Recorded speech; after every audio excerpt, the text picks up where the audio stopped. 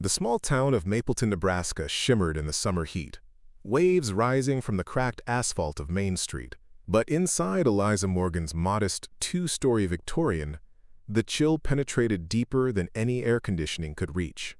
"I'm sorry, Mrs. Morgan, but the test results are conclusive." Dr. Patel's voice came through the phone, gentle but firm.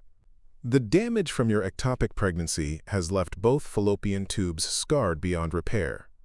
Natural conception would be virtually impossible." The room seemed to tilt as Eliza gripped the kitchen counter, her knuckles white. At 34, she had finally begun to rebuild her life after losing her husband James to a sudden heart attack 2 years prior. Now this final blow, the confirmation that her dream of motherhood had died alongside him. Before we jump back in, tell us where you're tuning in from, and if this story touches you, make sure you're subscribed, because tomorrow I've saved something extra special for you. Eliza thanked the doctor with remarkable steadiness, hung up the phone, and promptly slid down against the refrigerator until she reached the cool tile floor. The house around her, once purchased with dreams of children's laughter filling its 4 bedrooms, now seemed to mock her with its emptiness. The nursery she'd secretly begun planning remained a ghost room behind a closed door. Her hands instinctively went to her stomach, flat and unremarkable beneath her cotton blouse, now certified barren by medical science. The tears that followed weren't dramatic or heaving. They were silent, falling one after another like the slow drip of a faucet that couldn't be fixed. Morning light filtered through Eliza's kitchen windows the next day, catching the dust motes dancing in golden beams. She hadn't slept much, instead spending hours researching fertility options online. IVF, with donor eggs, surrogacy, adoption. Each path seemed strewn with obstacles, astronomical costs, years-long waiting lists, and mountains of paperwork. For a small-town high school English teacher with modest savings, these options felt like distant stars, visible but unreachable. Her phone chimed with a text from her best friend, Rebecca. "Coffee at Millie's? I have news." The prospect of conversation felt exhausting, but Eliza knew isolation would only deepen her despair. 20 minutes later, she slid into a booth at Mapleton's only decent coffee shop, a vintage-inspired diner that had withstood decades of economic ups and downs. Rebecca was already waiting, her expressive face lighting up when she spotted Eliza. "You look awful," she said with the brutal honesty only a lifelong friend could get away with. "I mean that with complete love." "Thank you for that assessment," Eliza replied, attempting a smile that didn't quite reach her eyes. "What's your news?" Rebecca hesitated, suddenly looking uncomfortable. "It might not be the best timing, actually." "You're pregnant," Eliza guessed flatly, her heart sinking. "No." "God, no," Rebecca said quickly. "Actually, I've been asked to head up the community center's new youth mentorship program. It's going to pair at-risk kids with local volunteers for weekly activities and support. They need someone to coordinate everything. The kids, the mentors, the activities." Eliza stirred her coffee absently. "That's wonderful, Beck. You'll be perfect for it." "The thing is," Rebecca continued, leaning forward, "we need volunteers desperately, especially people who are good with kids, who understand them." Her meaningful look made her intent clear. "You want me to volunteer? With kids?" Eliza's voice caught slightly. "Beck, I just found out yesterday that I can never have children of my own. I don't think spending time with other people's kids is exactly therapeutic right now." Rebecca reached across the table and squeezed Eliza's hand. "I'm so sorry about your news. I truly am. But maybe, and feel free to tell me to shut up, maybe being around children in a different capacity could be healing somehow? Not as a replacement, but as a different kind of connection?" Eliza was about to refuse when the bell above the diner door jingled. A tall, broad-shouldered man entered, surrounded by a chaotic whirlwind of children. Eliza quickly counted 7 of them, ranging from what looked like about 3 to 17. They commandeered 2 tables, the man orchestrating their seating with the practiced efficiency of someone who had done this hundreds of times. "Who is that?" Eliza whispered, staring at the unexpected family circus. "That's Michael Carter," Rebecca replied. "Moved here about 8 months ago from somewhere in Idaho. He's the new manager at the lumber mill outside town. His wife died in childbirth with the youngest, from what I've heard." He's raising all 7 kids by himself. Eliza couldn't tear her eyes away. The man, Michael, moved with calm authority amidst the chaos, helping the smallest child with her menu, while simultaneously reminding an older boy to put his phone away and mediating what appeared to be a silent but intense argument between 2 teenage girls. Despite the inherent disorder of corralling 7 children in a public place, there was something beautiful about their dynamic. 7 kids, Eliza murmured. I can't imagine. Well, the oldest, that tall boy with the dark hair, I believe he's actually a nephew. Michael's sister had problems, drugs or something, and he took the boy in years ago. So 6 biological children and 1 nephew, from what people say. Eliza watched as the youngest, a little girl with wild blonde curls, spilled her chocolate milk. Rather than getting upset, Michael simply helped her clean up while making her giggle. The sound carried across the diner, bright and uninhibited. He looks exhausted, Eliza observed, noting the dark circles under the man's eyes, the slightly rumpled quality of his flannel shirt. Wouldn't you be? Single dad? 7 kids? New job? New town? Rebecca followed Eliza's gaze. He hasn't had it easy, but people say he's doing an amazing job with those kids. They're all doing well in school, involved in activities. The older ones help with the younger ones. It's like they formed their own little village. A family without a mother. The thought floated through Eliza's mind unbidden. She pushed it away immediately, ashamed of herself. This man's tragedy wasn't an opportunity for her. Rebecca's voice pulled her back to their conversation. So, about the mentorship program. We need someone to work specifically with a group of middle school girls. Just twice a week, after school for 2 hours. You're so good with that age from your teaching. Would you at least think about it? Against her better judgment, Eliza found herself nodding. I'll think about it. Preparing and narrating this story took us a lot of time, so if you are enjoying it, subscribe to our channel. It means a lot to us. Now back to the story. Eliza had intended to simply think about Rebecca's request, but 3 days later she found herself in the community center's brightly painted activity room, surrounded by 5 girls aged 11 to 13. They eyed her with the skeptical wariness that characterized middle schoolers everywhere. Rebecca had explained that these particular girls were struggling in various ways: difficult home situations, academic challenges, behavioral issues. So what do you ladies want to do today? Eliza asked, trying to sound enthusiastic rather than terrified. Go home, muttered a rail-thin girl with a purple streak in her hair. Not be here, added another, twirling her braids around her finger.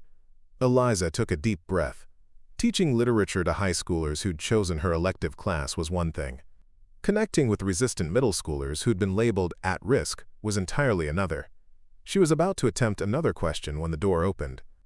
The smallest of the Carter children stood there, those distinctive blonde curls unmistakable. Behind her was an older girl, maybe 12, with the same strong facial features as her father but softer. Sorry we're late, the older girl said. Dad got caught up at work and I had to wait for Aunt Martha to come watch the little ones before I could bring Lucy here.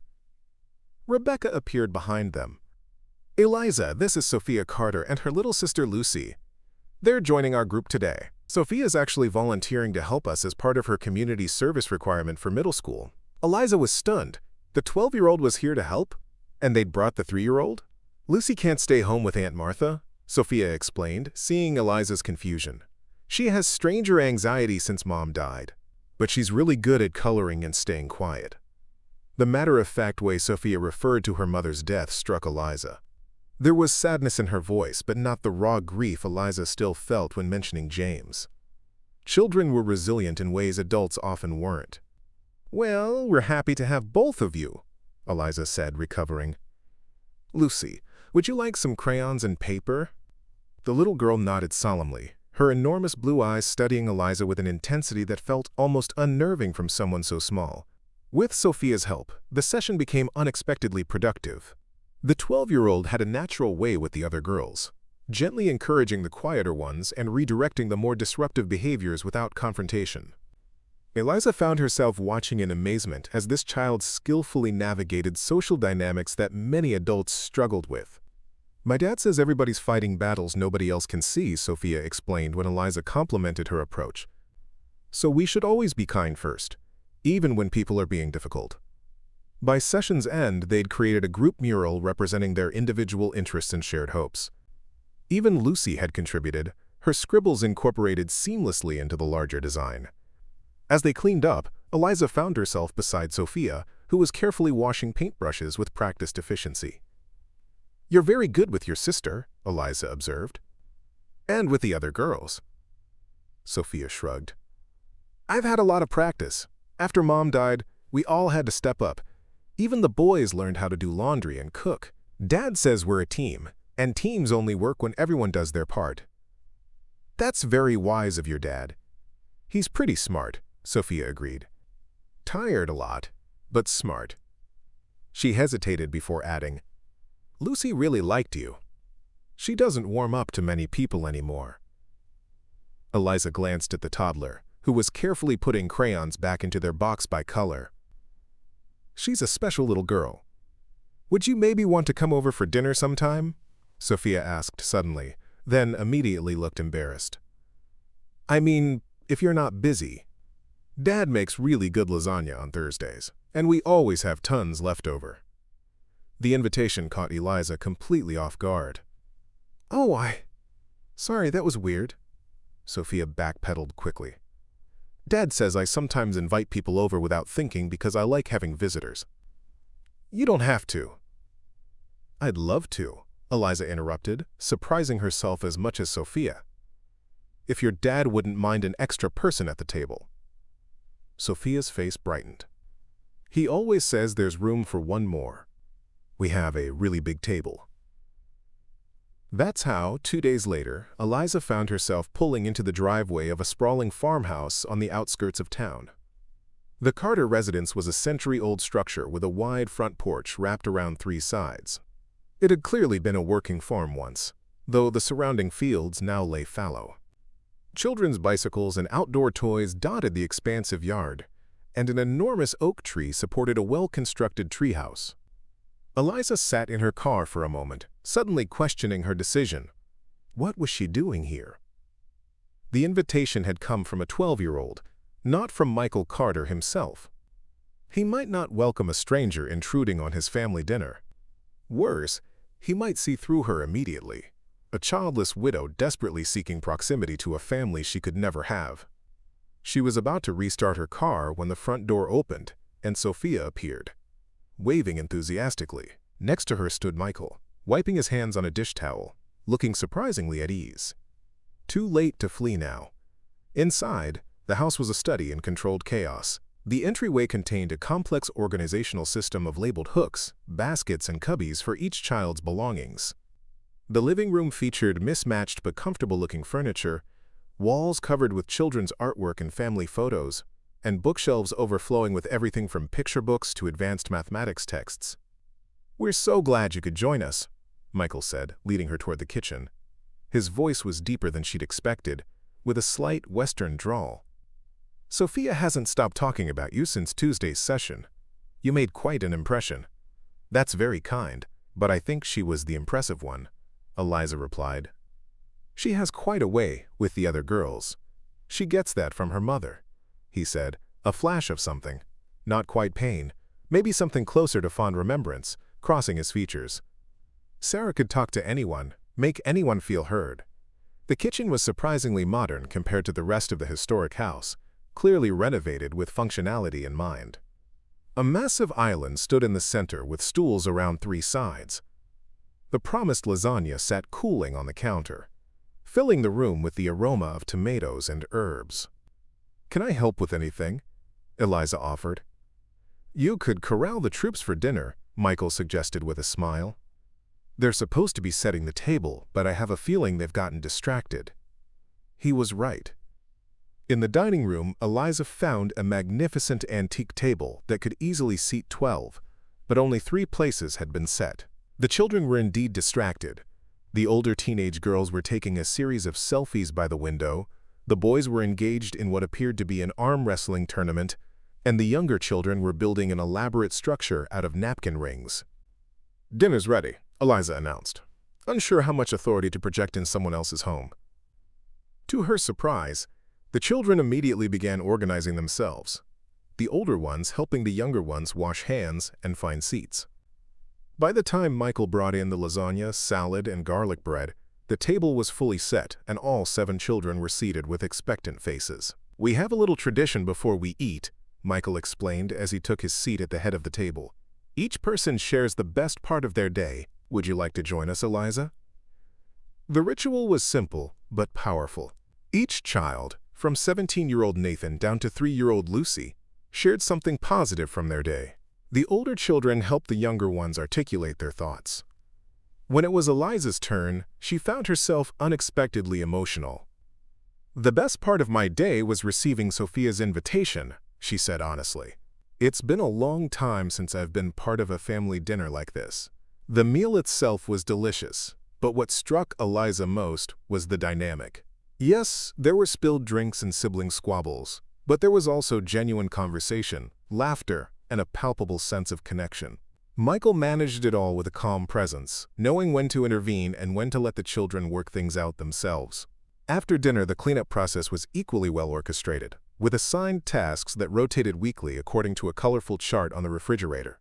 Eliza found herself drying dishes handed to her by 10-year-old twins Emma and Ethan, who entertained her with an elaborate story about their science teacher's failed experiment that had apparently resulted in temporary evacuation of the school the previous week.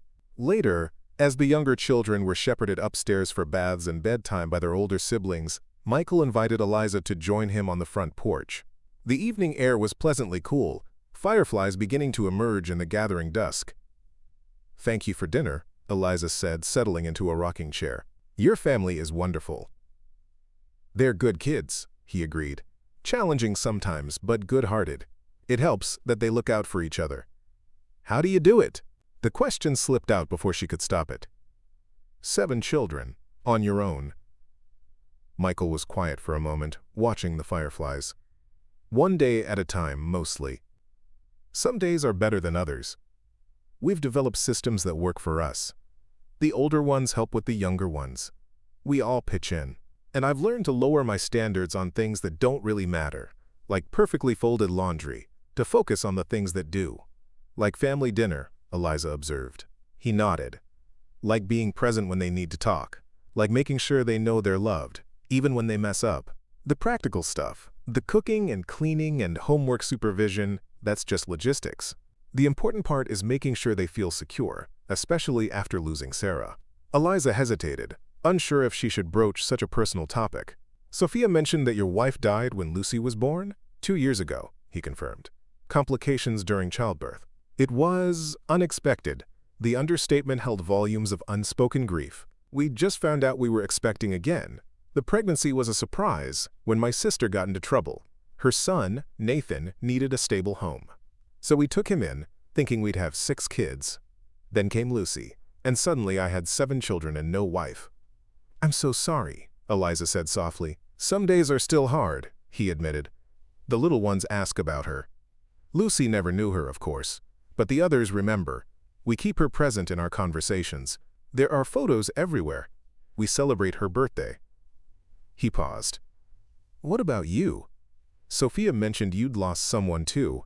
"My husband, James, heart attack, completely out of the blue. He was only 35. Eliza found it easier to share this with Michael than it had been with anyone else, perhaps because he understood loss in a way others couldn't. "We'd been trying for a baby. After he died, I kept trying through fertility treatments, but—" She stopped, unsure why she was sharing so much. "But it didn't work out," Michael finished gently. "No, in fact, I just found out last week that it's never going to happen. Medically impossible now." The words still felt like stones in her mouth. Michael was quiet for a moment. "I'm sorry, Eliza. That's a profound loss." "It's strange," she said, watching the last rays of sunlight disappear beyond the horizon. "I'm grieving something I never had. Sometimes I wonder if that makes the grief less legitimate somehow." "Grief isn't a competition," Michael replied. "Loss is loss, whether it's someone you had for years or someone you never got to meet." They sat in companionable silence as darkness settled fully around them. From inside the house came the muffled sounds of children's voices. a reminder of life continuing despite loss. "Dad!" Sophia's voice called from inside. "Lucy wants you to read her bedtime story." Michael stood with a smile. "Duty calls. You're welcome to stay longer if you'd like. The older kids usually watch a movie on Thursdays after the little ones are in bed." Eliza rose as well. "I should probably get going. Thank you again for dinner, and for the conversation." As she drove home to her empty house, Eliza felt something she hadn't experienced in a long time, a sense of possibility, as if perhaps her life wasn't as fixed and determined as she'd believed just days earlier. The Carter family's warmth and resilience had awakened something in her, not just longing, but inspiration. For the first time since receiving Dr. Patel's call, Eliza slept through the night without waking to the familiar ache of emptiness. Instead, she dreamed of rocking chairs on a wide front porch, fireflies dancing in the gathering darkness, and a house full of voices calling her name. Over the next few weeks, Eliza found herself increasingly drawn into the orbit of the Carter family. What began as Sophia's twice-weekly mentorship sessions expanded when Michael asked if Eliza might help Nathan with his college application essays. Then came Emma's request for assistance with her poetry project, followed by 6-year-old Daniel's enthusiastic invitation to attend his first t-ball game. Before she knew it, Eliza was spending several evenings a week at the farmhouse, becoming a familiar presence in their lives. Tonight, she sat cross-legged on the living room floor, surrounded by construction paper, scissors, and glue sticks, helping 8-year-old Ethan create a solar system diorama for his science class. Lucy napped nearby on the couch, her tiny hand clutching the corner of Eliza's sweater even in sleep. "You're getting glitter on your skirt," Michael observed, entering with 2 mugs of coffee. He handed one to Eliza before settling into his worn leather armchair. "Occupational hazard of helping with 3rd-grade astronomy," she replied, accepting the coffee gratefully. "Besides, a little sparkle never hurt anyone." Michael smiled, the expression softening the perpetual tiredness around his eyes. "The kids have really taken to you." "The feeling is mutual," Eliza said, carefully helping Ethan attach a lopsided Saturn to its wire orbit. "They're extraordinary children." "They're definitely something," Michael agreed with a chuckle. "Extraordinary is one word for it. Exhausting is another." "But worth it," Eliza said, more statement than question. "Every single second." His gaze shifted to Lucy, still sleeping peacefully, even the hardest days. Something in his voice made Eliza look up. "Hard day today?" Michael sighed, running a hand through his already disheveled hair. "Parent-teacher conferences. Lucy's preschool teacher thinks she might need speech therapy. She's not talking as much as other kids her age, apparently. The teacher suggested it might be related to trauma from losing her mother so young." Eliza carefully set down her glue stick. "What do you think?"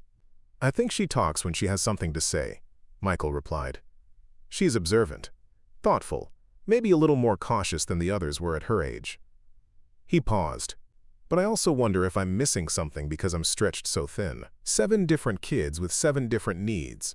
What if I'm not seeing problems because I don't have enough time to notice?" The vulnerability in his admission touched Eliza deeply. This capable man who managed his complex household with such apparent skill was sharing his doubts with her. "For what it's worth," she said carefully, "I think Lucy is doing remarkably well. She communicates effectively, even if she uses fewer words than some children. She's securely attached to you and her siblings. She's curious and engaged with her environment." Eliza gestured to the solar system project. She spent 20 minutes earlier asking Ethan questions about the planets, in her own way. Michael's expression softened with visible relief. "Thank you for that. Sometimes I just need an objective perspective." "Any time," Eliza replied, surprised by how much she meant it. The front door burst open as Sophia and 14-year-old Mia returned from basketball practice, bringing with them a gust of autumn air and teenage energy. "Ms. Morgan!" Sophia exclaimed. "You're still here. Did you help Ethan with his planets? Did you see my A on my essay? Dad put it on the fridge." "Breathe, Soph," Michael reminded his daughter with fond exasperation. "I did see your essay," Eliza confirmed. "It was excellent. Your analysis of the protagonist's motivations was very insightful." Sophia beamed at the praise before being distracted by her brother's project. "You made Saturn's rings too big, dummy," she informed Ethan, immediately crouching down to help. "Don't call your brother dummy," Michael and Eliza said simultaneously, then exchanged surprised glances. "Sorry," Sophia mumbled, already focused on adjusting the cardboard rings. Mia dropped her sports bag and flopped dramatically onto the couch beside Lucy. "Dad, can Ms. Morgan stay for dinner? We're having taco night, and she needs to see Nathan's terrible attempt at guacamole." "I'm sure Ms. Morgan has her own plans," Michael began. "Actually, I'm free," Eliza said, then added hastily. "But only if I'm not imposing." "You're never imposing," Ethan declared with the absolute certainty of an 8-year-old. "Dad smiles more when you're here." An awkward silence followed his innocent observation. Michael cleared his throat. "Well, that settles it. Taco night it is." Later, as the kitchen transformed into a controlled chaos of taco assembly, Eliza found herself working alongside 17-year-old Nathan at the counter, dicing tomatoes while he struggled with the infamous guacamole. "You're mashing them too hard," she observed, watching him attack the avocados. "Try a gentler approach. Fold rather than smash." Nathan adjusted his technique with the serious concentration of someone determined to master a difficult skill. "Better, much," she confirmed. "How are those application essays coming along?" The teenager's expression clouded slightly. "I finished the drafts you helped me with, but I'm stuck on the personal statement. They want me to write about something that shaped me as a person, but—" He trailed off, focusing intently on the avocados. "But?" Eliza prompted gently. "But I don't know how to write about my mom without sounding like I'm trying for the sympathy vote," he admitted quietly. "And I don't know how to write about coming to live with Uncle Mike without making my birth mom sound terrible. But those are the two biggest things that shaped me." Eliza considered his dilemma thoughtfully. "The best personal statements aren't about what happened to you. They're about how you responded to what happened. Maybe focus less on the circumstances and more on what you learned, how you grew." Nathan nodded slowly. "Like how living here taught me responsibility. How helping with the little ones made me decide I want to study education." "Exactly," Eliza said, feeling a surge of pride in this thoughtful young man. "That's what colleges want to know. Who you are, not just what happened to you." Nathan smiled, the resemblance to his uncle suddenly striking. "Thanks, Ms. Morgan. You're really good at this stuff." "She's good at a lot of stuff," Michael commented, appearing beside them to grab the finished tomatoes. "Don't tell her this, but we're thinking of keeping her around."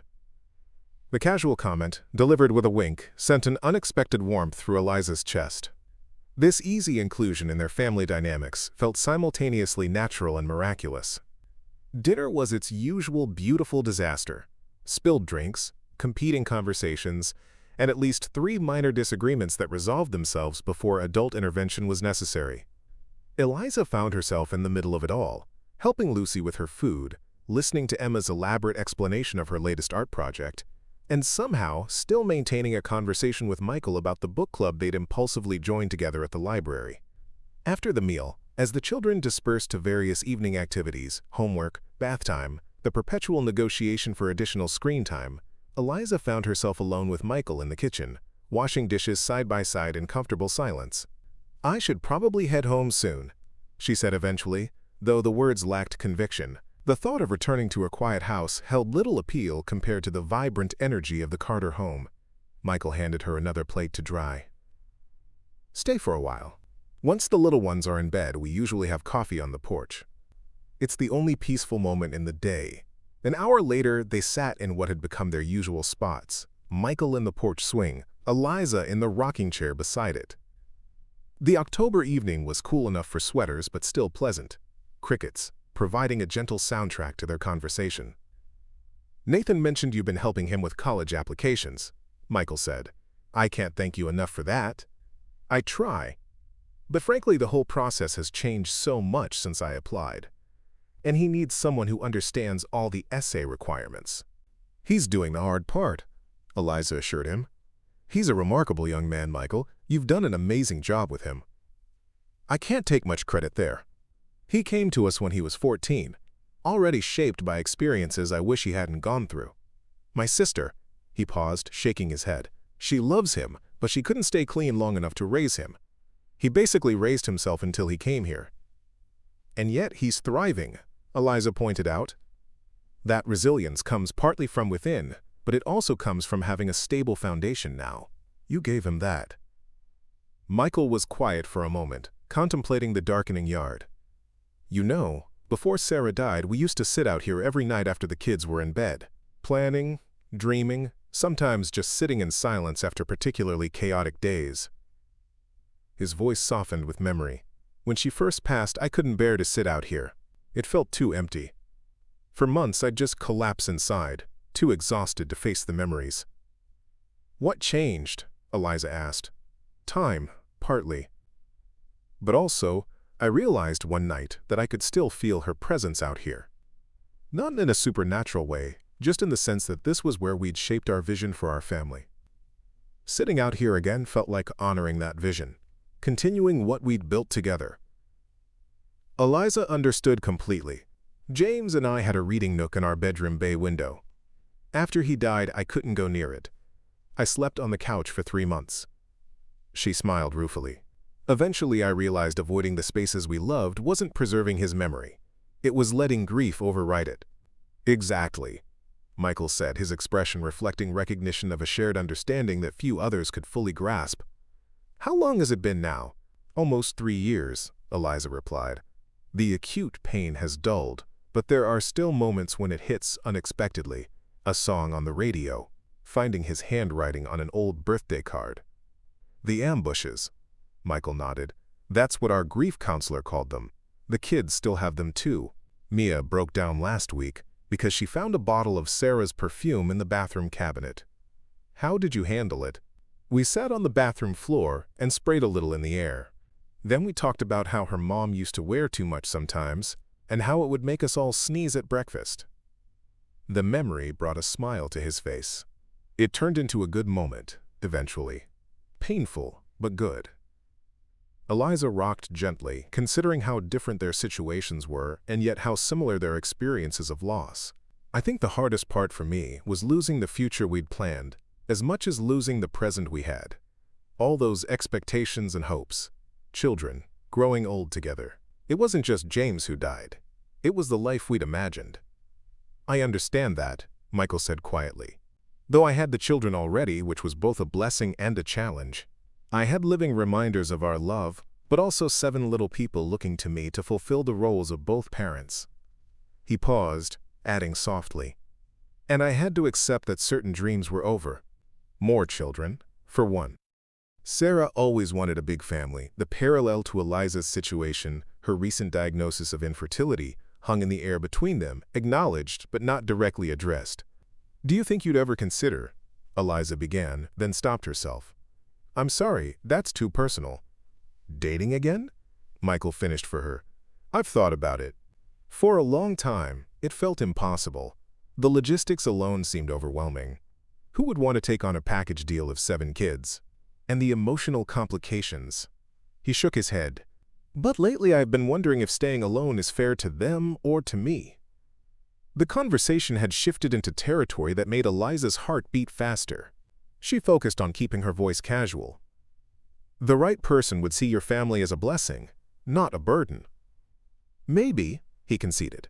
But finding that person, someone who understands loss, who connects with the kids, who doesn't expect to replace Sarah but can create her own place in our lives, that seems like asking for a miracle.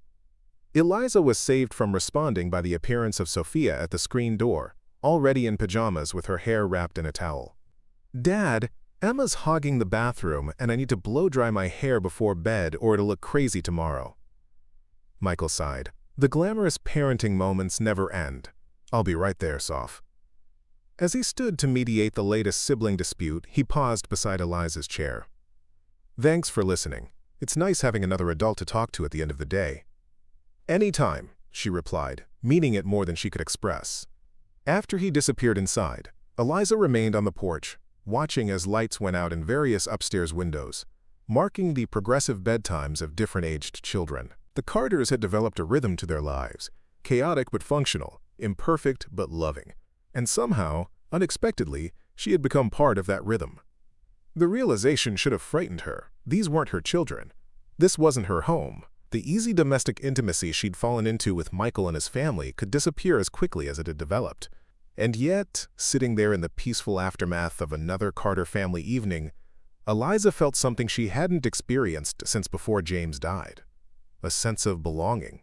Her phone buzzed with a text from Rebecca. "Haven't seen you much lately? Everything okay?" Eliza smiled as she typed her response. "Everything's changing. In a good way, I think." As autumn deepened, Eliza's integration into the Carter family's life continued organically. What had begun as occasional dinner invitations evolved into a natural routine. She joined them for Sunday breakfasts after church, helped with homework most weeknights, and found herself included in family outings and celebrations. The children had begun to rely on her presence, seeking her out for everything from academic help to emotional support, to simply sharing their daily triumphs and disappointments. On a chilly November Saturday, Eliza arrived at the farmhouse earlier than usual. Michael had asked if she could watch the younger children while he took Nathan to visit colleges 3 hours away. It would be her first time managing the Carter household without Michael present, a vote of confidence that both honored and terrified her. 14-year-old Mia opened the door before Eliza could knock. "Thank goodness you're here," she declared dramatically. "Dad's been running around like a crazy person trying to get everything organized before they leave, and Lucy's having a meltdown because she wants to go with them." Inside, the house was in greater disarray than usual.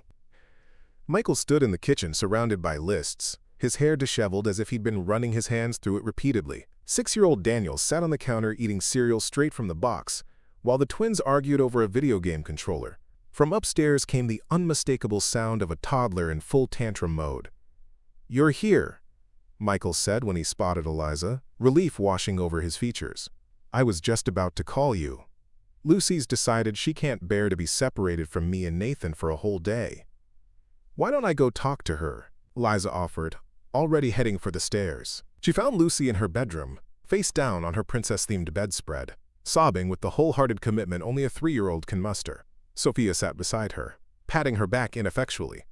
"I tried telling her they'll be back tonight, but she's convinced they're leaving forever like Mom did," Sophia explained in a whisper.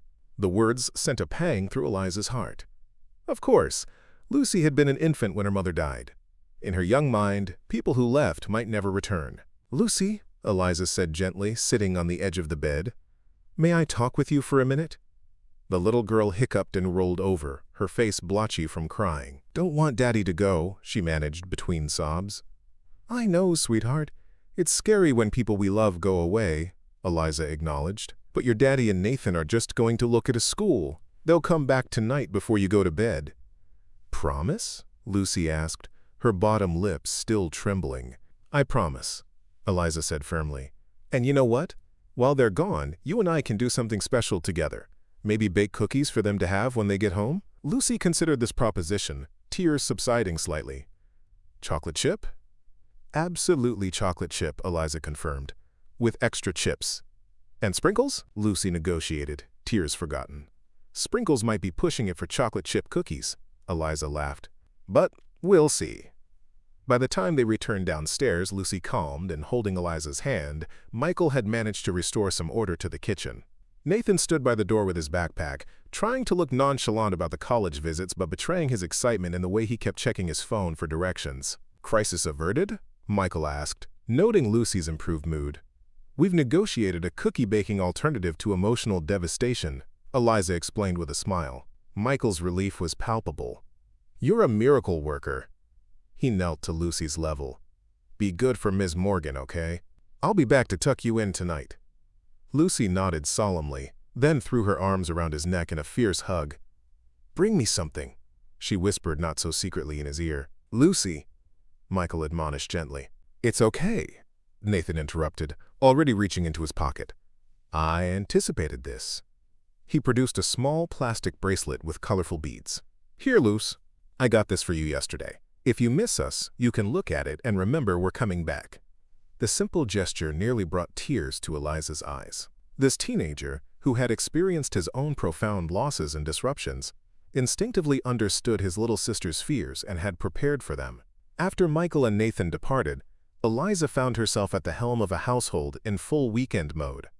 She supervised breakfast cleanup, mediated a disagreement about bathroom access, helped Daniel find his missing soccer cleat, and somehow managed to get everyone dressed and ready for their various activities.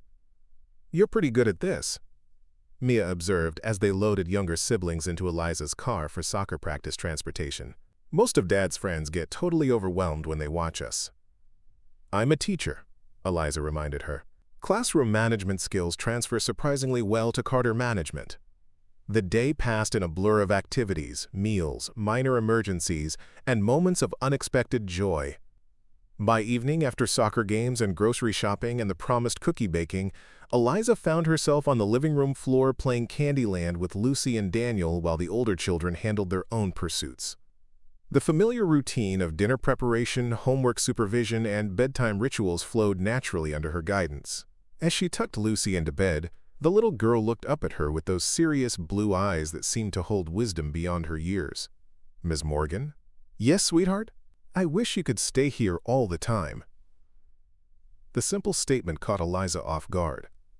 "I'm here quite a lot, aren't I?" Lucy nodded. "But not for sleeping time and not for waking up time. Not like a mommy." Eliza's heart stuttered. "Well, I have my own house, Lucy. That's where I sleep." "But don't you get lonely there? Daddy says people aren't supposed to be alone all the time. Out of the mouths of babes." Eliza stroked Lucy's curls gently. "Sometimes I do get a little lonely, but I'm very lucky because I get to spend so much time with you and your family." "You could marry Daddy," Lucy suggested matter-of-factly. "Then you could stay always." Eliza nearly choked. "Lucy, that's not how things work. Your daddy and I are friends." "Sophia says you and Daddy look at each other like people in love movies," Lucy countered with the devastating directness of a child. "And Emma says you make Daddy laugh again." "Well," Eliza managed, desperately searching for an appropriate response. "I'm glad I can be a good friend to your daddy. He deserves to have people who make him happy." Lucy yawned, apparently satisfied with this answer for now. "Night-night, Ms. Morgan. Love you." "I love you too, Lucy," Eliza whispered, the words coming naturally despite her internal turmoil. She sat by Lucy's bedside until the little girl fell asleep, then made her way downstairs to find the older Carter children engaged in a spirited board game tournament. She joined them, grateful for the distraction from Lucy's innocent observations that had stirred up emotions Eliza wasn't prepared to examine too closely. When Michael and Nathan finally returned late that evening, they found a peaceful house, younger children asleep, teenagers winding down, and Eliza reading quietly on the living room couch. "How did it go?" she asked, looking up from her book as they entered. Nathan's face broke into an enormous smile. "The engineering program is amazing, and they have this robotics lab that's just—" He gestured expansively, words failing him. "I want to apply early decision." "That's wonderful!" Eliza exclaimed, genuinely thrilled for him. Michael sank into the armchair across from her, exhaustion evident in his posture but pride shining in his eyes. "The campus is perfect for him. Right size, right programs, about 3 hours away. Far enough for independence but close enough to come home when he wants to." "When I want to," Nathan emphasized with teenage insistence on autonomy, though his expression belied his words. Despite his eagerness for college, the bonds to this blended family ran deep. After Nathan headed upstairs, Michael's gaze settled on Eliza with unmistakable gratitude. "How was everything here? Any disasters?" "Nothing we couldn't handle," she assured him. "Lucy had a moment missing you at bedtime, but otherwise it was a good day. Productive soccer games, successful cookie baking, minimal sibling warfare." "Thank you," he said simply. "I couldn't have taken Nathan today without your help. He needed this visit, needed to see himself there, to believe it's possible." Quote, "He's going to thrive in college," Eliza said with certainty. "You've given him an incredible foundation." Michael shook his head slightly. "We've given him that foundation. You've become an important part of his life too, Eliza. Of all their lives." He paused, his expression turning more serious. "Of my life." The air between them suddenly felt charged with unspoken possibilities. Eliza found herself unable to look away from his gaze, which held a warmth and intent that made her pulse quicken. "Michael, Whatever she might have said was interrupted by Sophia appearing at the bottom of the stairs in her pajamas. "Dad, you're back. Did Nathan like the school? Is he going to apply? Did you bring Lucy something like you promised?" The moment broken, Michael turned to answer his daughter's rapid-fire questions. Eliza used the interruption to gather her things, suddenly feeling the need for space to process the emotions of the day. "I should head home," she said when Sophia paused for breath. "It's getting late." "Stay," Michael said, the single word carrying weight beyond a casual invitation. "It's late. You're tired. We have plenty of room." The offer hung between them, practical on the surface but laden with deeper significance. Eliza hesitated, aware of Sophia watching this exchange with barely disguised interest. "I have church in the morning," Eliza said finally. "I need clothes and—" "We're going to church too," Sophia pointed out helpfully. "You could borrow something of Mia's. She's almost your size." The eager hope in Sophia's expression made refusal even more difficult. These children, who had lost so much, were offering her inclusion in their most intimate family spaces and routines. "Another time," Eliza said gently, gathering her courage to look directly at Michael, "but thank you for the offer." As she drove home through the quiet streets of Mapleton, Eliza's mind raced with conflicting emotions. Lucy's innocent suggestion about marriage, the teenagers, apparent observations about her relationship with their father, Michael's invitation to stay, all pointed toward a shift in her role within the Carter family, a shift that both exhilarated and terrified her. Her empty house greeted her with familiar silence. As she prepared for bed, Eliza found herself imagining a different life, one filled with the chaos and love of 7 children, with Michael's steady presence beside her. It was a vision both beautiful and frightening in its intensity. "You're getting ahead of yourself," she whispered to her reflection in the bathroom mirror. Way, way ahead. But as she drifted toward sleep, Eliza couldn't shake the feeling that something fundamental had changed today. Not just in how the Carter family saw her, but in how she saw herself. For the first time since learning she could never have biological children, Eliza had spent an entire day not thinking about what she lacked, but fully immersed in the abundance of what she had found. Thanksgiving arrived with unseasonable warmth, the late November sun casting golden light across Mapleton's tree-lined streets. Eliza stood in her kitchen, carefully transferring her grandmother's sweet potato casserole into a travel-safe container. The invitation to join the Carters for Thanksgiving dinner had come from Lucy and Daniel, who had appeared at her classroom door after school 3 weeks ago, clutching a handmade card decorated with crayon turkeys and an excessive amount of glitter. "Dad says you shouldn't be alone on Thanksgiving," Daniel had announced with the blunt honesty of a 6-year-old.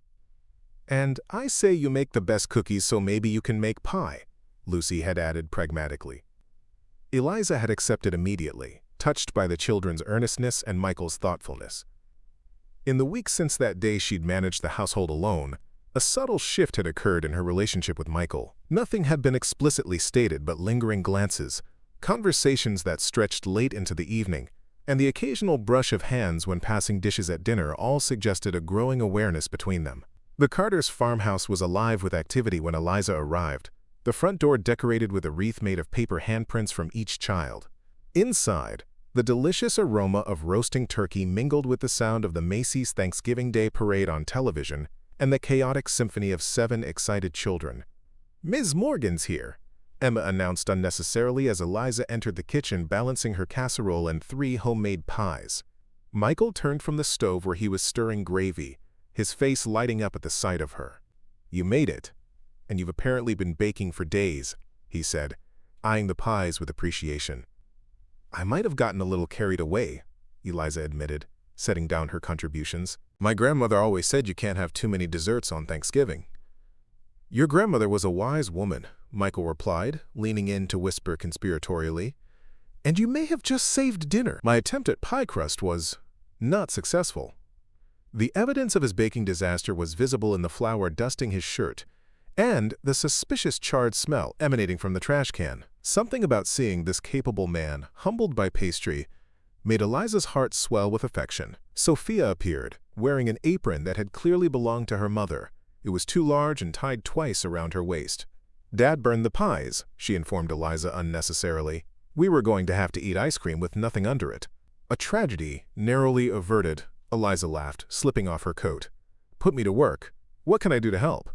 The next hour passed in a flurry of cooking, table setting, and the organized chaos that characterized most Carter family gatherings. Eliza found herself working seamlessly alongside Michael and the older children, anticipating needs, redirecting the younger ones, energy, and feeling a sense of belonging that grew stronger with each passing minute. Nathan arrived last, having spent the morning with his girlfriend's family. He brought along additional roles and news that he'd received an interview request from his top-choice college.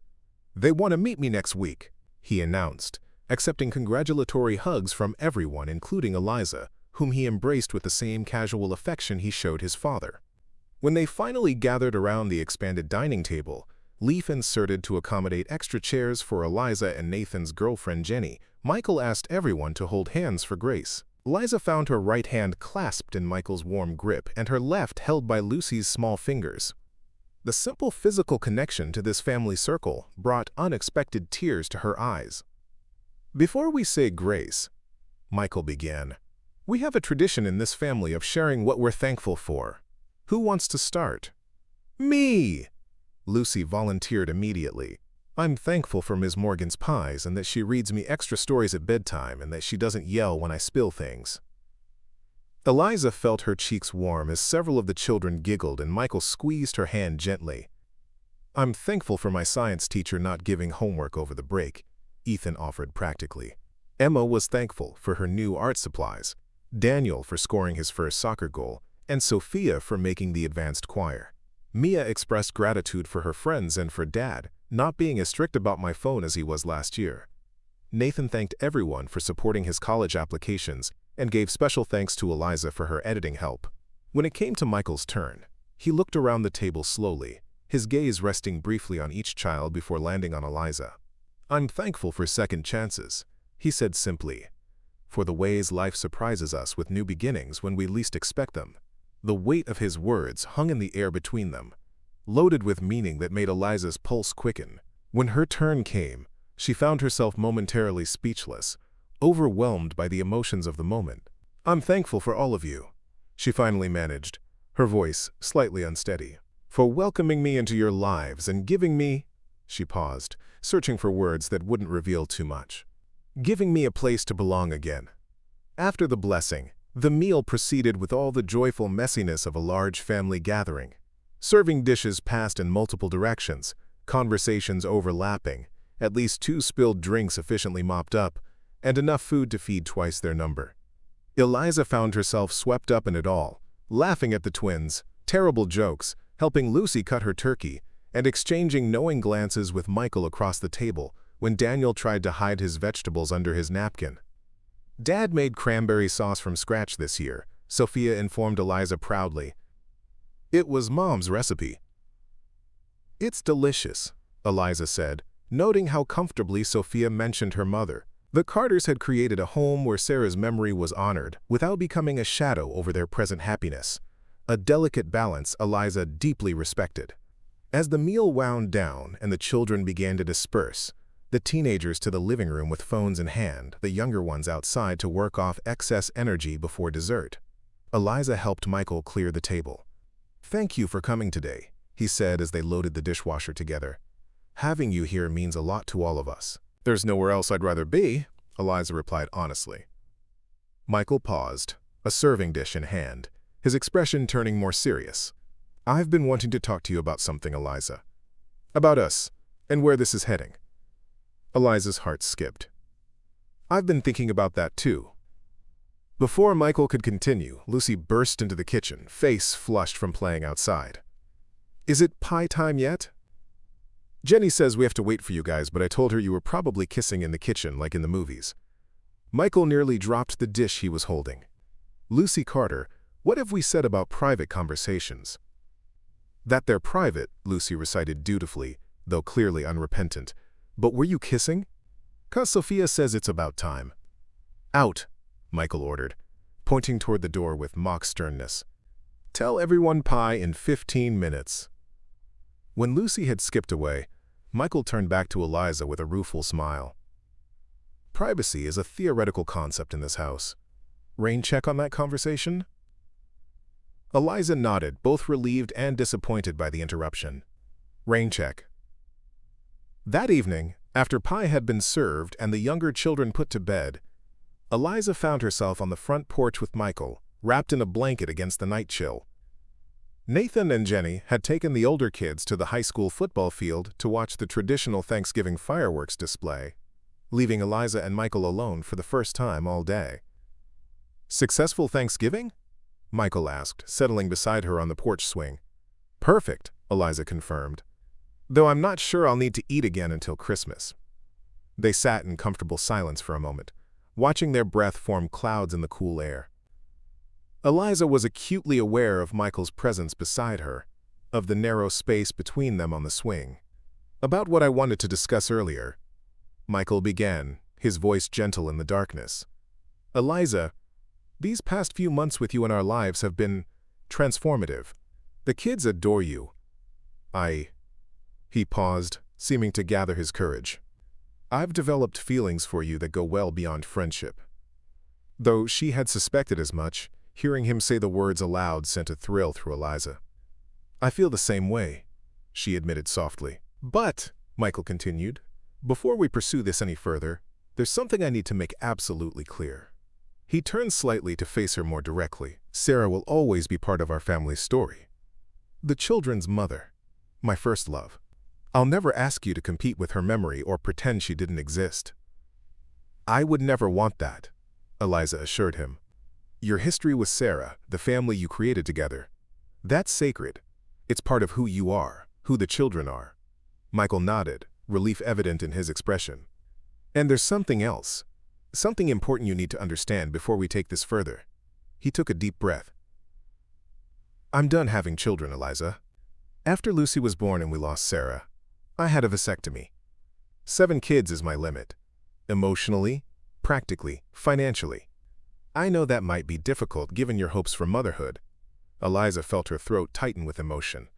This was the conversation she'd both anticipated and dreaded. The moment when her inability to have biological children would need to be reconciled with whatever future they might build together. "Michael," she said carefully, "when I first learned I couldn't have children, it felt like the end of something essential, like I'd lost a future I'd always assumed would be mine. But these past few months with your children have shown me that there are different paths to motherhood than the one I'd imagined." She met his gaze steadily. "I don't need to have a baby to be a mother.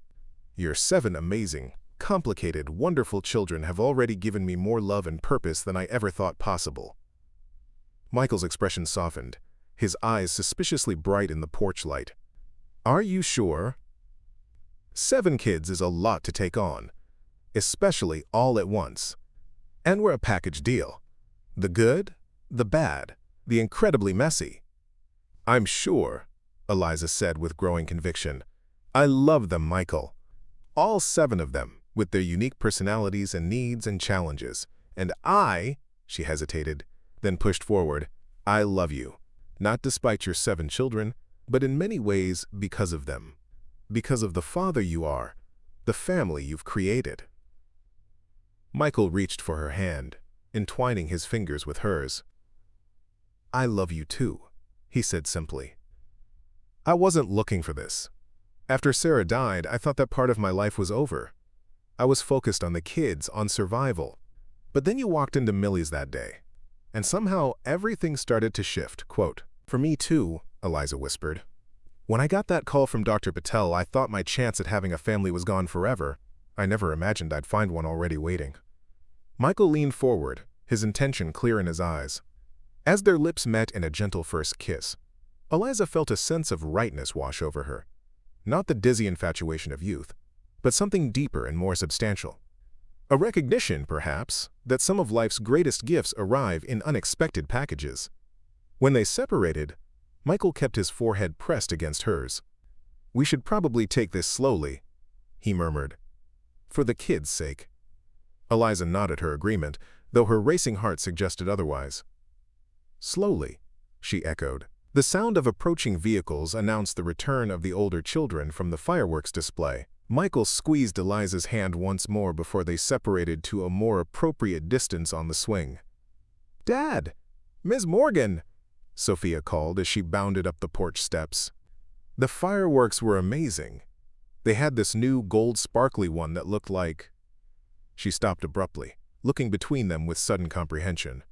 "Oh, did we interrupt something?" "Just conversation," Michael replied mildly, though his slight smile betrayed him. Sophia's face broke into a delighted grin. "Right. Conversation." She made exaggerated air quotes before turning to her siblings who were climbing out of Nathan's car. "Guys, I think it finally happened." As the older Carter children crowded onto the porch with knowing smiles and barely suppressed excitement, Eliza felt a momentary panic. Would they resent this development? See her as trying to replace their mother? But their reactions quickly dispelled her fears. Mia flopped dramatically onto the porch steps, exclaiming, "Thank goodness! The suspense was killing us." Nathan simply nodded his approval, while the twins exchanged high fives as if they'd personally accomplished something significant. "Does this mean you're going to be our mom now?" Emma asked directly, her expression curious rather than upset. "Emma," Michael admonished gently. "That's not. It's early days." "What your dad means," Eliza interjected, finding her voice, "is that we care about each other and we're going to see where that leads. But any changes would happen gradually, with lots of family discussions." "But you do love our dad, right?" Sophia pressed, ever the romantic. Eliza met Michael's gaze, drawing courage from the warmth she found there. "Yes," she admitted, "I do love your dad." The chorus of approval that followed, ranging from Sophia's ecstatic, "I knew it," to Nathan's more reserved, "That's awesome," brought unexpected tears to Eliza's eyes. These children, who had already endured so much loss, were opening their hearts to the possibility of new love entering their family. Later that night, after the children had gone to bed and Michael had walked Eliza to her car, they stood together in the moonlight, reluctant to end the evening. "That went better than I expected," Michael admitted, tucking a strand of hair behind Eliza's ear with gentle fingers. "They're remarkable children," Eliza replied. "But then, they have a remarkable father." "We should have a proper date," Michael suggested. "Just the two of us. Dinner somewhere without chicken nuggets on the menu. Adult conversation uninterrupted by sibling disputes." Eliza laughed. "That sounds suspiciously like a normal date." "I vaguely remember the concept," Michael joked. "It's been a while." "For me too," Eliza admitted. "But I'd love that." As she drove home that night, Eliza felt a profound sense of gratitude washing over her. The path that had led her here had been marked by heartbreak and disappointment. James's death, her failed fertility treatments, the crushing diagnosis of permanent infertility. Yet somehow, those very losses had positioned her to recognize and appreciate the unexpected gift she'd been offered. Not just Michael's love, but the love of 7 children who had room in their hearts for one more parental figure. The Christmas season brought a flurry of activities that kept the budding relationship between Eliza and Michael moving at a necessarily measured pace. Between school performances, holiday parties, shopping expeditions, and the general chaos of the season, their official dates were limited to coffee before school and the occasional dinner when Nathan could supervise his siblings. Yet in many ways, their relationship deepened more meaningfully through their shared navigation of family responsibilities than it might have through traditional dating. Eliza helped Michael tackle the monumental task of Christmas shopping for 7 children with distinct personalities and wishes. He supported her through the emotional minefield of her first Christmas program without James, sitting proudly in the audience as her students performed.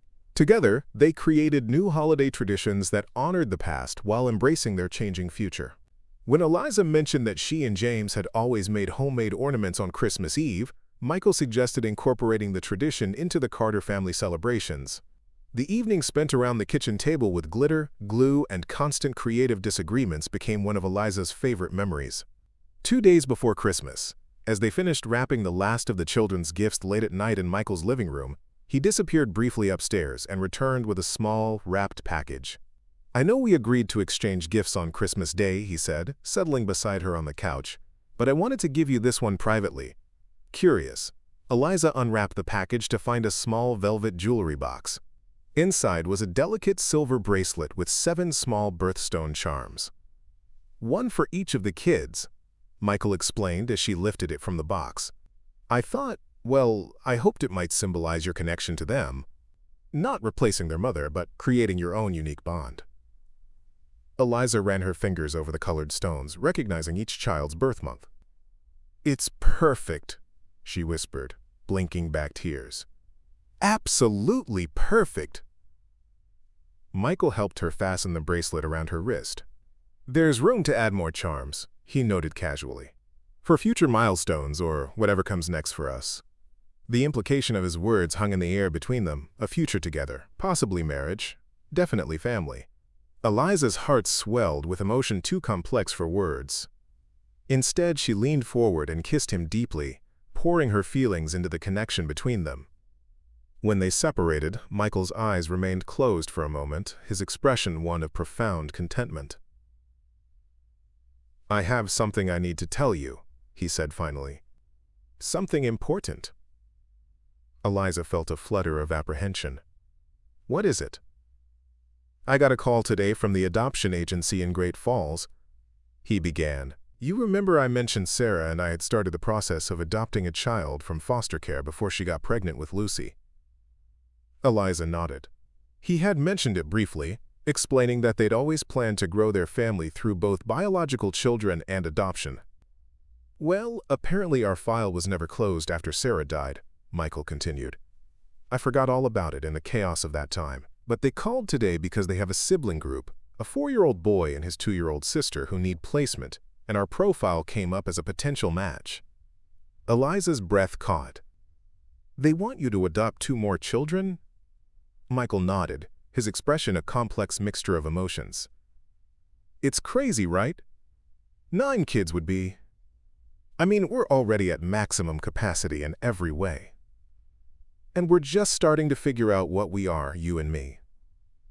It would be completely irresponsible to even consider it, but something in his voice told Eliza he was considering it very seriously. Tell me about them, she said softly. Michael's face softened.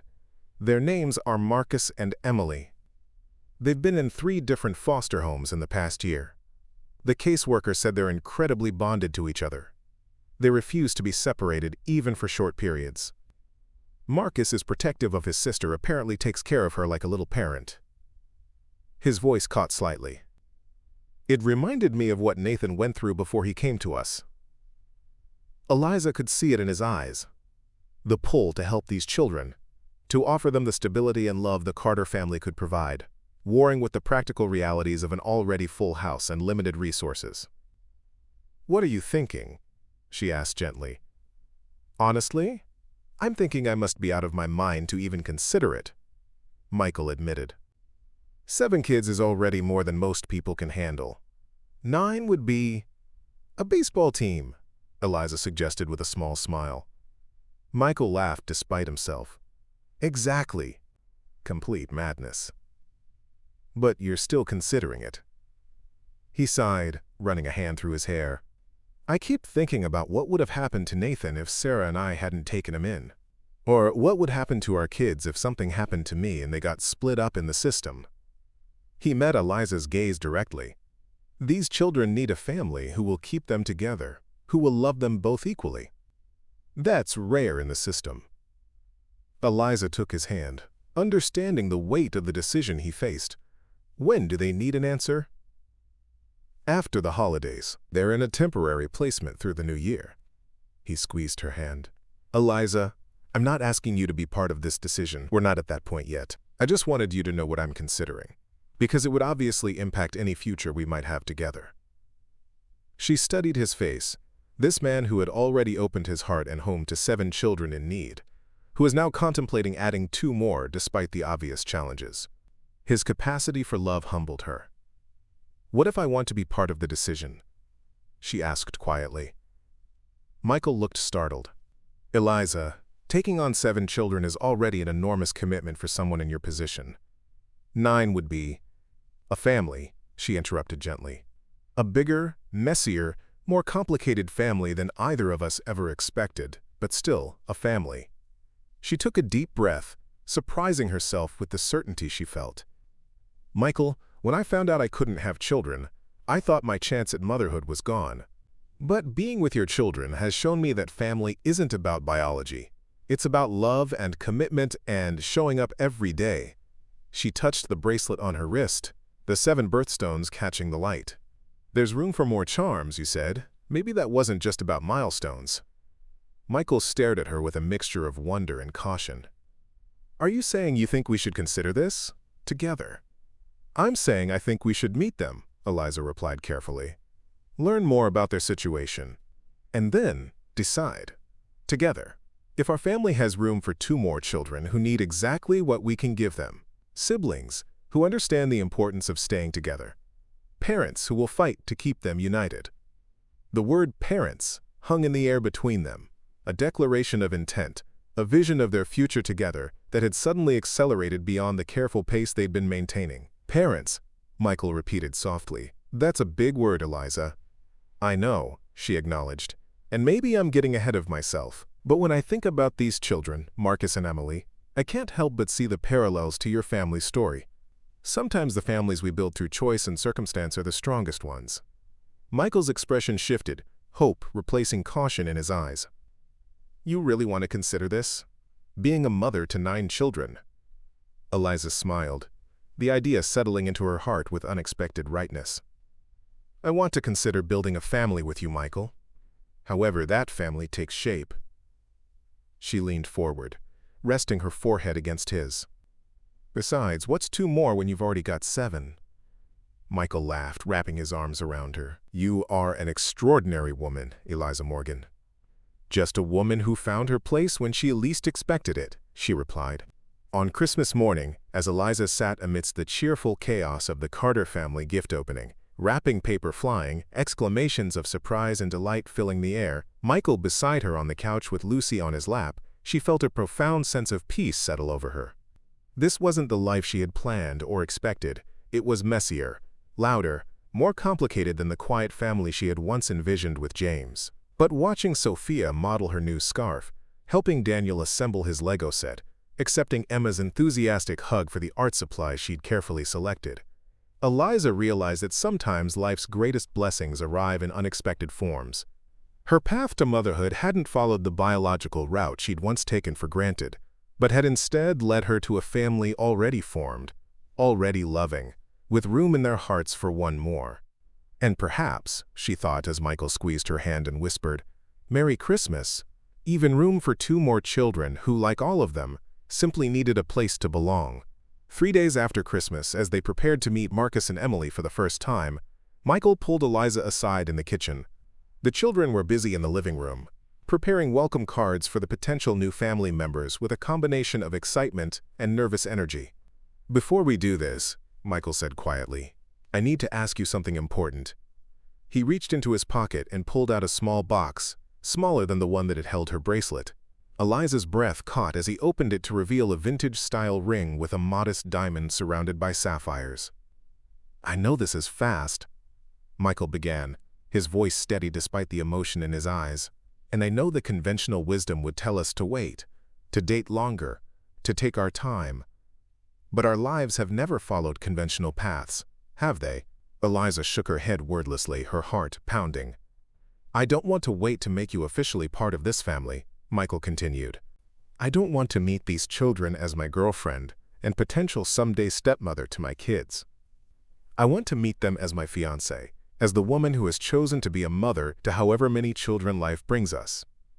He took her hand, his expression earnest. "Eliza Morgan, will you marry me? Will you help me raise this beautiful, chaotic family and maybe even add to it in ways neither of us ever expected?" Tears blurred Eliza's vision as she nodded. "Yes," she whispered, "yes to all of it." As Michael slipped the ring onto her finger, a chorus of cheers erupted from the doorway. They turned to find all 7 Carter children watching, their expressions ranging from Sophia's romantic tears to Nathan's approving grin to Lucy's triumphant, "I told you so." Surrounded by the family she never expected, but had come to love with her whole heart, Eliza realized that sometimes the most beautiful stories emerge from our deepest disappointments. that what appears to be an ending can actually be the beginning of something far greater than we ever dared to imagine.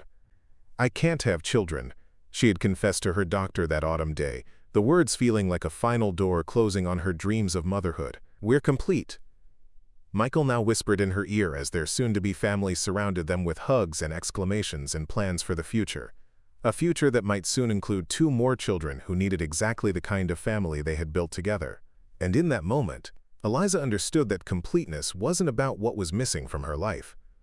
It was about embracing the unexpected abundance that had been waiting for her all along. Spring sunshine filtered through the windows of the Great Falls Family Court building, casting warm rectangles of light across the polished floor. Eliza adjusted the collar of her blouse for the 3rd time in as many minutes, her fingers brushing against the delicate chain around her neck, a gift from the Carter children, bearing 9 birthstone charms. The newest 2, representing Marcus and Emily, had been added just last week in a small family ceremony. "Nervous?" Michael asked quietly, reaching for her hand. "Terrified," she admitted. "What if the judge asks me something I can't answer? What if he thinks 9 children is too many? What if everything goes exactly as planned?" Michael interrupted gently. "What if today is the day our family becomes officially complete?" Eliza took a deep breath, drawing strength from his unwavering confidence. The past 4 months since their Christmas engagement had been a whirlwind of changes, challenges, and profound joys. Meeting Marcus and Emily for the first time, watching the tentative hope in their eyes bloom into trust as they were gradually integrated into the Carter family. Planning a wedding while simultaneously navigating the complex adoption process. Merging households, with Eliza's house now on the market and her belongings finding new places within the sprawling farmhouse. Through it all, the 7 Carter children had been their strongest allies, helping the younger siblings adjust, making room in their already busy lives for family therapy sessions, and embracing the expanding definition of their family with remarkable resilience. Morgan Carter family? A court officer appeared in the hallway, clipboard in hand. "Judge Lawson is ready for you now." They stood together, Michael squeezing Eliza's hand reassuringly. Behind them, in a row of chairs along the wall, sat their assembled family support system. Rebecca, Martha Henderson, who had become a dear friend and occasional emergency childcare provider, Jim from the lumber mill with his wife, and Eliza's parents who had flown in from Arizona for both the adoption finalization and the wedding scheduled for the following weekend.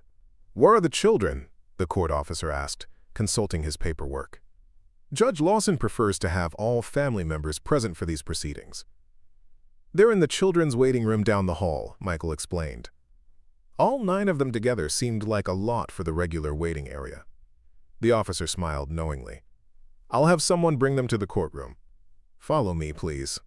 The courtroom was smaller and less formal than Eliza had imagined, with warm wood paneling and comfortable chairs arranged in a semicircle rather than imposing rows.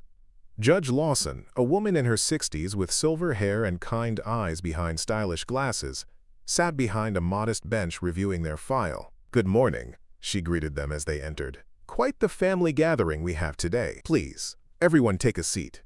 As they settled into the arranged chairs, the side door opened, and all 9 children filed in, led by a court assistant who looked slightly overwhelmed.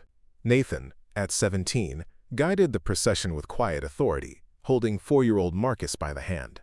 14-year-old Mia carried 2-year-old Emily, who clutched her beloved stuffed rabbit. The other Carter children followed in age order, all dressed in their best clothes, faces solemn with the importance of the occasion. Judge Lawson's expression softened as she surveyed the children. "Well, now this is quite the family.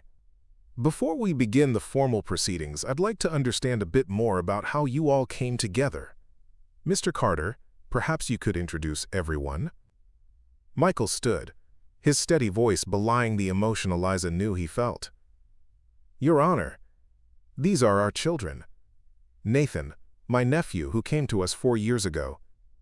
Mia and Sophia, my daughters from my first marriage to Sarah, who passed away during childbirth with our youngest, Lucy." He continued through the introductions, explaining each child's place in their blended family with the twins Emma and Ethan, 6-year-old Daniel, 3-year-old Lucy, and finally, Marcus and Emily, who have been living with us as foster children for the past 4 months, and who we hope to legally adopt today. Judge Lawson nodded, making notes, And Ms. Morgan, I understand you and Mr. Carter are engaged to be married this coming weekend? Eliza stood, her professional teacher's voice steadier than she felt. Yes, Your Honor. We met last fall when I began volunteering at the community center where Michael's daughter, Sophia, was also volunteering. And you're prepared to take on the role of stepmother to 7 children and adoptive mother to 2 more? The question was direct, but not unkind. I am, Eliza replied with conviction. These children have become my family in every way that matters. The only thing missing is the legal recognition of those bonds. Judge Lawson studied her thoughtfully. I've reviewed your home study reports, the recommendations from the children's therapists, and the statements from teachers and community members. It's unusual to approve an adoption for a couple not yet married, especially with such a large existing family.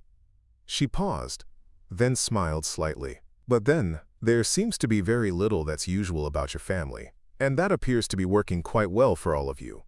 She turned her attention to the children. I'd like to hear from some of you as well. Nathan, as the oldest, what are your thoughts about expanding your family further? Nathan stood, his lanky frame having grown even taller in recent months as he prepared to graduate high school. Your Honor, our family has never been what people would call normal. I came to live with my uncle and aunt when my mom couldn't take care of me. Then we lost Aunt Sarah when Lucy was born. We've always had to adapt and find new ways to be a family. He glanced at Marcus and Emily with genuine affection. Adding 2 more siblings just means more people to love and support each other. And Ms. Morgan, Eliza, she makes our dad happy. She makes all of us feel whole again. Judge Lawson nodded, visibly touched by his sincerity. Thank you, Nathan. She looked at the row of children. Sophia, as one of the older girls, how do you feel about Ms. Morgan joining your family permanently? 12-year-old Sophia stood, smoothing her dress nervously. When my mom died, I thought we'd never feel like a complete family again. Dad did his best, but something was missing. She looked at Eliza with unabashed affection. Eliza didn't try to replace my mom. She just created her own place in our family. And she helped Marcus and Emily find their place too. Now it feels like everyone belongs exactly where they're supposed to be. One by one, Judge Lawson spoke with each of the children old enough to express their feelings, including 4-year-old Marcus, who solemnly declared that he liked his new home because nobody makes me and Emmy sleep in different rooms, and Ms. Liza reads 3 stories at bedtime, not just 1. Throughout the testimonies, Eliza felt tears threatening. The journey to this moment had been filled with unexpected challenges. Marcus's nightmares that had him climbing into their bed at 2 a.m. for weeks. Emily's initial reluctance to speak to anyone except her brother. The logistics of rearranging bedrooms to accommodate 2 more children. The occasional overwhelm when all 9 children needed something simultaneously. But those challenges paled in comparison to the joys. Marcus's first belly laugh during a family game night. Emily's delight in helping Eliza garden. The sight of all 9 children sprawled across the living room floor for movie night. A tangle of limbs and shared popcorn bowls. The gradual relaxation in the younger siblings' eyes as they began to trust that this home, these people, would not disappear. Judge Lawson reviewed the final paperwork, then looked up with a smile. Well, I see no reason to delay what is clearly meant to be. By the power vested in me by the state of Nebraska, I hereby grant the petition for adoption of Marcus James and Emily Rose by Michael Carter and Eliza Morgan, to be legally recognized as their children with all rights and responsibilities therein. She struck her gavel lightly. Congratulations to the Morgan Carter family. May your home continue to be filled with the love so evident in this courtroom today. The children erupted in cheers, decorum forgotten in their excitement. Lucy launched herself at Eliza, while Marcus and Emily were swept up in hugs from their new siblings. Michael pulled Eliza close, whispering, "We did it," against her hair. As they gathered for official photographs, Eliza marveled at the journey that had brought them to this moment. Just 10 months ago, she had sat in her doctor's office, hearing the devastating news that she could never bear children. Now she stood surrounded by 9 extraordinary young people who called her Mom, or Ms. Liza, or, in teenager Mia's case, A still cautious Eliza that nevertheless held affection. "Penny for your thoughts," Michael murmured as they signed the final adoption papers. "I was just thinking about paths not taken," Eliza replied softly. "How what seems like an ending can actually be a beginning if you're brave enough to walk through a different door." "Speaking of different doors," Michael said, checking his watch, "we have exactly 48 hours until we're due at the church for our wedding. Think we can get 9 kids properly dressed and where they need to be by then?" Eliza laughed, the sound bright with happiness. "After everything we've managed so far? That seems like the easy part." 2 days later, Eliza stood in the small side room of Mapleton Community Church, her simple ivory dress catching the late afternoon light streaming through stained glass windows. Rebecca fussed with the arrangement of wildflowers in Eliza's hair, while Mia, Sophia, and Emma, all dressed in complementary shades of blue, compared notes on their duties as bridesmaids. "Are you sure you don't want me to check on the boys one more time?" Rebecca asked, adjusting a final hairpin. Michael texted that Daniel can't find his tie and Marcus is refusing to wear his dress shoes. "They'll figure it out," Eliza said with the serene confidence of a woman who had learned to distinguish between actual emergencies and normal family chaos. "Besides, I don't care if Marcus wears his sneakers or if Daniel's tie doesn't match. I just want all of them there." A soft knock at the door interrupted them. "Mom?" Lucy's voice called, the words still new enough to send a thrill through Eliza's heart. "Can I come in?" Sophia opened the door to reveal Lucy in her flower girl dress, a crown of daisies sitting slightly askew on her blonde curls. Behind her stood Emily, clutching her rabbit in one hand and a small basket of flower petals in the other. "Emmy's scared," Lucy announced matter-of-factly. "She says there's too many people." Eliza knelt carefully, mindful of her dress, and opened her arms. Emily immediately ran to her, burying her face in Eliza's shoulder. In the 4 months since the little girl had joined their family, she had made remarkable progress. But large gatherings still overwhelmed her. "It is a lot of people," Eliza acknowledged, stroking Emily's dark curls. "But they're all here because they're happy for our family. And you don't have to walk alone. Lucy will be right beside you, and I'll be watching the whole time." "Promise?" Emily's voice was muffled against Eliza's shoulder. "I promise. And after you and Lucy walk down the aisle, you can sit with Grandma and Grandpa Morgan in the front row.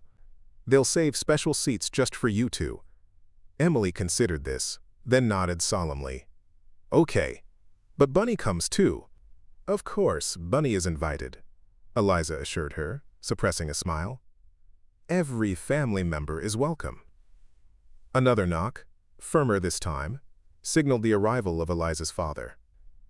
"It's time, sweetheart," he said, his eyes suspiciously bright as he took in the sight of his daughter surrounded by her soon-to-be daughters.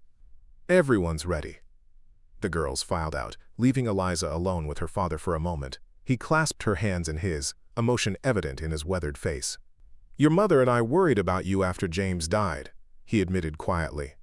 "We feared you might never find happiness again, especially after your diagnosis last year." "I worried too," Eliza confessed. "I thought my chance at motherhood was gone forever." Her father smiled, glancing toward the door where the girls had exited. "And now you're about to become mother to 9 children all at once. Life has a way of surprising us, doesn't it?" "In the best possible way," Eliza agreed, taking his arm as the first notes of music signaled the beginning of the ceremony. The church sanctuary was filled with friends, colleagues, and community members who had supported their unconventional family journey.